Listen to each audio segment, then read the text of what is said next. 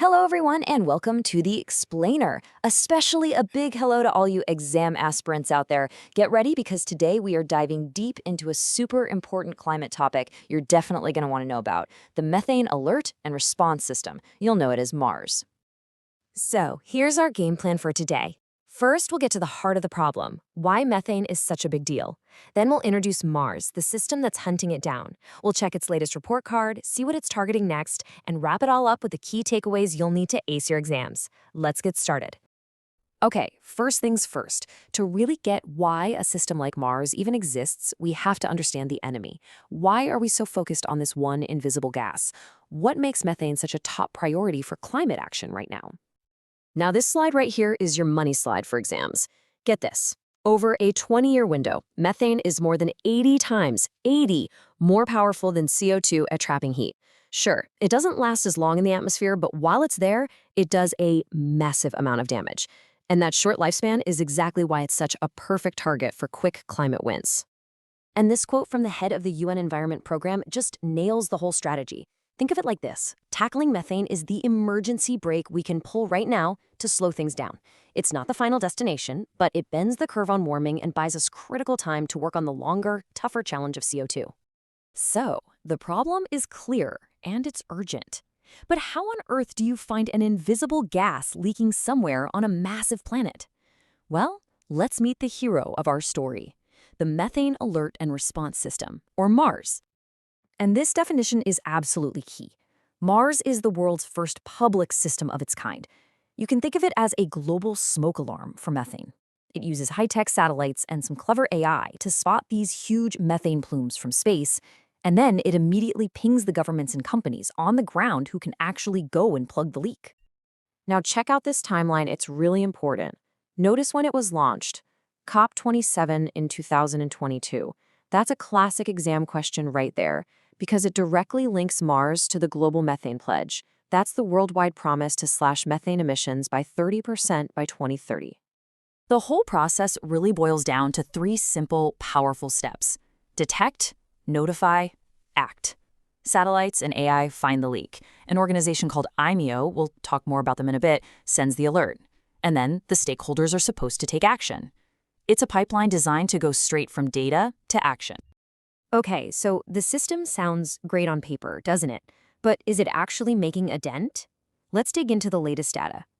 This part is super important for any database questions, so you'll want to pay close attention. So, what's the big headline number from the MARS report card? It's this, 12%. That's how many of the alerts sent out actually resulted in someone taking action. Now, I know what you're thinking. 12%? That sounds kind of low, right? But hold on, because context is everything. Look at this chart. Just a year ago, the response rate was a tiny 1%. 1. This year, it's 12%. That is a 12-fold increase in a single year. That's a huge signal that the system is starting to work. People are starting to listen. But before we celebrate too much, let's look at the other side of this coin. This chart shows the full and honestly pretty sobering picture. A massive 88% of these major leak alerts are still met with total silence, no action. This is the big challenge. It shows us that just having the data isn't enough. The real bottleneck is getting people to act on it.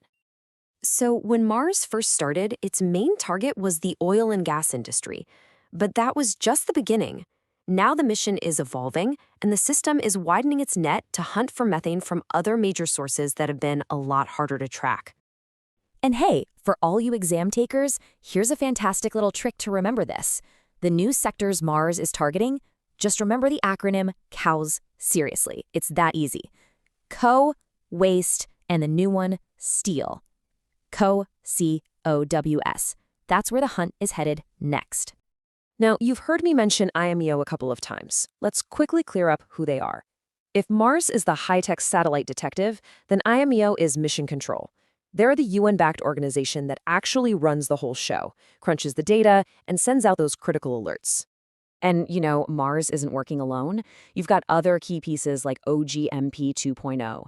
Think of this as the official rulebook for how oil and gas companies have to report their methane emissions. And check out this stat. Its members already cover 42% of global production. That's a huge chunk of the industry playing by the same transparent rules. And this brings us right back to the S in our cow's mnemonic, the brand new steel methane program.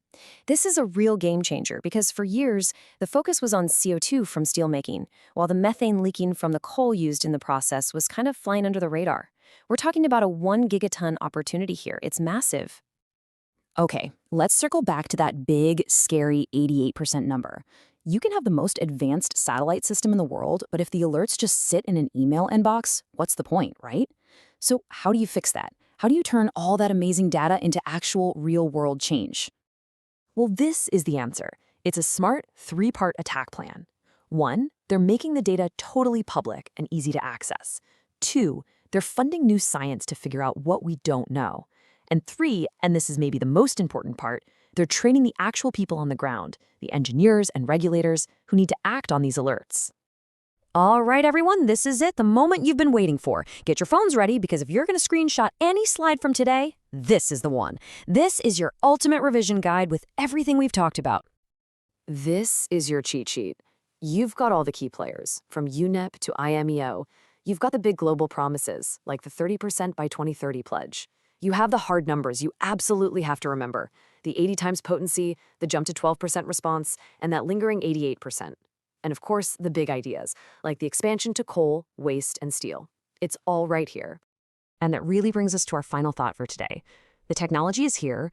We can now see these giant, invisible climate threats from space. The problem is no longer hidden. So the real question has changed. It's not where's the leak anymore. The question we have to ask is, what's stopping us from fixing that other 88%? Is it money? Is it policy? Or is it simply a question of will? Thank you so much for joining this explainer.